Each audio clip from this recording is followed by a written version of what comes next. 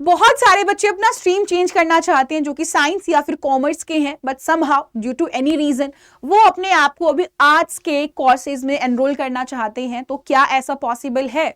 तो हाँ जी, ऐसा बिल्कुल पॉसिबल है, ऐसा हम बिल्कुल कर सकते हैं। और आज मैं आपको बताऊंगी कैसे हम अपना स्ट्रीम चेंज कर सकते हैं। मेरा नाम है सोनिया चहर, आपको पढ़ाती हूँ बायोलॉजी, बट आज आप लोगों के लिए सेशन धमाकेदार, जानदार, बहुत अच्छा होने वाला है। अच्छा लगे तो सेशन को लाइक जरूर कीजिएगा।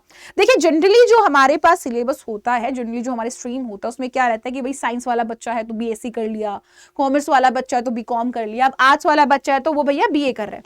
अब थिंग इज कि यहाँ पे ये जो बच्चे हैं वो यहाँ आना चाहते हैं, वो यहाँ एंट्री लेना चाहते हैं। तो उनके दिमाग में क्या होगा कि मैम अगर मैं साइंस का बच्चा हूं, मैंने बायो पढ़ी है या मैथमेटिक्स पढ़ी है और मैं यहाँ पे मान लो हिस्ट्री पढ़ना चाह रहा हूं, मैं बीए करना चाह रहा हूं हिस्ट्री में। मान लो मैं स्टूडेंट हूं, मैंने बायोलॉजी का पेपर दिया है, फिजिक्स केमिस्ट्री एंड बायोलॉजी, मैं साइंस स्ट्रीम की बच्ची हूँ।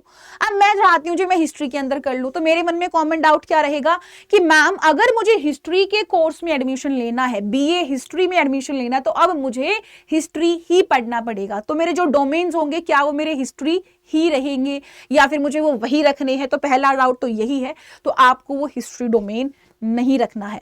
आपने जो सबसे इंपॉर्टेंट रूल है भैया ये, आप सीयूटी डोमेन के अंदर चाहे आपको कोर्स कोई भी लेना हो, बट डोमेन के अंदर आप वही सब्जेक्ट फिल कर सकते हैं जो आपने 12th में पढ़े हैं। आपकी मार्कशीट के अंदर जो मेंशन्ड है वही। अगर आप हिस्ट्रीज में, ज्योग्राफी में, पॉलिटिकल साइंस में, किसी भी चीज में हिस्ट्री करना चाहते हैं तो आपको वो कोर्स वाला सब्जेक्ट नहीं पढ़ना है जो आपकी 12वीं में था, वही करना है।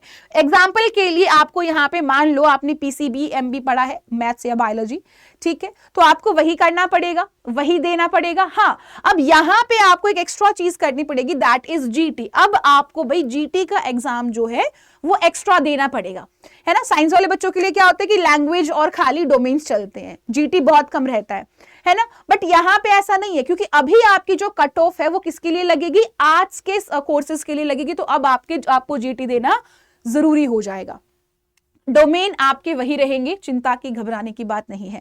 Same goes with the commerce, same goes with the commerce. आज तो अपने आप में है ही, कोई दिक्कत की बात, परेशानी की बात नहीं है।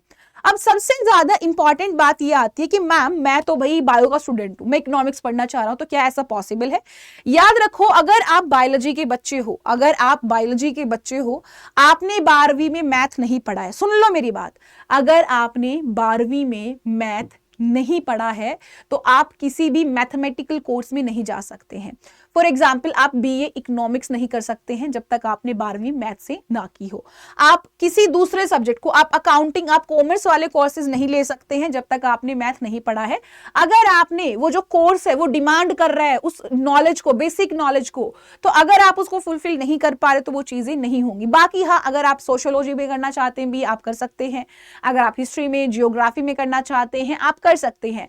बट ये चीज जो आपके कोर सब्जेक्ट जिसको हम कहते हैं, ये कोर कोर्सेज आप कर सकते हो, बट जो स्पेसिफाइड होते हैं, जो एक पर्टिकुलर चीज की नॉलेज मांगते हैं जो आपके पास 12th में नहीं थी, तो भैया वो चीज आप नहीं कर पाएंगे। राइट, आई थिंक ये बात सबको क्लियर है। अब देखो, कॉमर्स के अंदर भी बहुत सारे ऐसे बच्चे आते हैं जो कि भैया तो मैथ लेके चलते हैं या फिर अकाउंटिंग लेके चलते हैं। मान लो कुछ ऐसे बच्चे जिसने बिजनेस स्टडी पढ़ा, अकाउंट पढ़ा एंड आपका इकोनॉमिक्स पढ़ लिया, है ना, मैथ्स उसके अंदर, एंड वो चाहते हैं कि भैया मैं अब अपना बीए मैथ ऑनर्स कर लेता हूं, है ना, और उसने मैथ पढ़ा ही नहीं है, तो भैया वो नहीं कर पाएगा। रीजन बीइंग उसने वो मैथ पढ़ा ही नहीं है।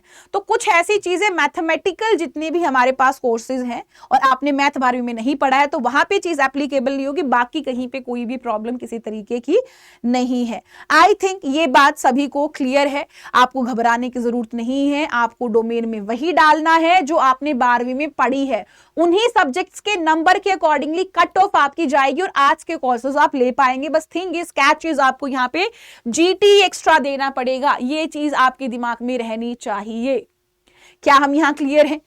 ठीक है, अगर हम यहाँ क्लियर है तो आप कहोगे कि मैम ये सब तो ठीक है, बट हम प्रिपेयर कहां से करें? तो आप लोगों के लिए प्रतिज्ञा प्लस बैच आया हुआ है, जिसके अंदर आपको मिल रही है थ्योरी, आपको कराई जा रही है प्रैक्टिस, आपको कराई जा रही है मॉक टेस्ट, आपको कराए जा रहे हैं। आपके घर पे पीवाईपी किट आपको मिलेगी, सिलेक्शन किट आपके घर पे पहुंचाई जाएगी, जहां पे आप टेस्ट सीरीज दे सकते हैं, आप घर बैठे टेस्ट दे पाएंगे, टेस्ट सीरीज मिलेगी, आपको पीवाई की किट मिलेगी, प्रीवियस क्वेश्चन जितने भी है वो पीवाईपी किट आपको मिलेगी, एज वेल एज बुक्स भी आपको मिलेंगी। राइट, तो you are having my personal code Y 2697S। You can take the screenshot, आप स्क्रीनशॉट ले सकते हैं इसका और इससे आपको मिल जाएगा मैक्सिमम डिस्काउंट। करना क्या है आपको, होली है तो इसके ऊपर आपको एक्स्ट्रा डिस्काउंट मिलता है। आपको जाना है अड्डा 24/7 के ऑफिशियल वेबसाइट पे और आप अगर ऐप पे करोगे, ऐप डाउनलोड करोगे तो उधर थोड़ा ज्यादा मिल जाता है, थोड़े कॉइन्स मिल जाते हैं, रिडीम हो जाते हैं। यूजी पीजी यूजी, अब मान लो कोई साइंस वाला बच्चा है तो लेट्स सपोज साइंस वाला बच्चा है तो फिर प्रतिज्ञा प्लस हो गया, ठीक है। बाय करेंगे, बाय नाउ एंड यहाँ पे अप्लाई कर देंगे। आपको वहां पे कोई दूसरा कोड मिलता है, आप उसको रिमूव कर देना क्योंकि उससे कम डिस्काउंट मिलेगा।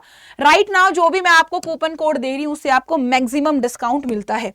राइट, अब यहाँ पे आपके आने से पहले ये बंदा कह रहा है कि भैया देखो ऐसा है कि इतना ज्ञान जो आपने दिया है, इस ज्ञान को हम थोड़ा सा रोक देते हैं 2 सेकंड के लिए। तब तक मैं कीबोर्ड अटैच कर देती हूँ और हमने डाल दिया y, राइट Y697S और हमने कर दिया अप्लाई। और अप्लाई करने पे यू कैन सी कि ये हमारा भाई बढ़ गया है, ये यहाँ पे अभी डिस्काउंट बढ़ गया है, 20% हो गया है।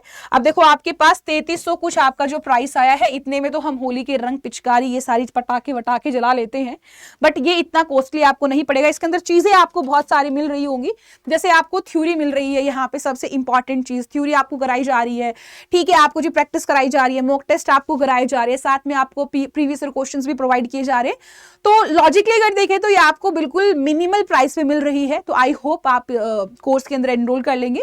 You can take the screenshot of the code again I am giving you, right, and all the best everyone. I hope आप बहुत अच्छा प्रिपेयर कर रहे होंगे, अपने आत्मविश्वास को डोलने नहीं देना है, आप इस पेपर को क्लियर करने के लिए सक्षम है, ठीक है। तो घबराने की बात नहीं है, ठीक है। All the best everyone. अगर वीडियो अच्छा लगा तो do like the video. Bye.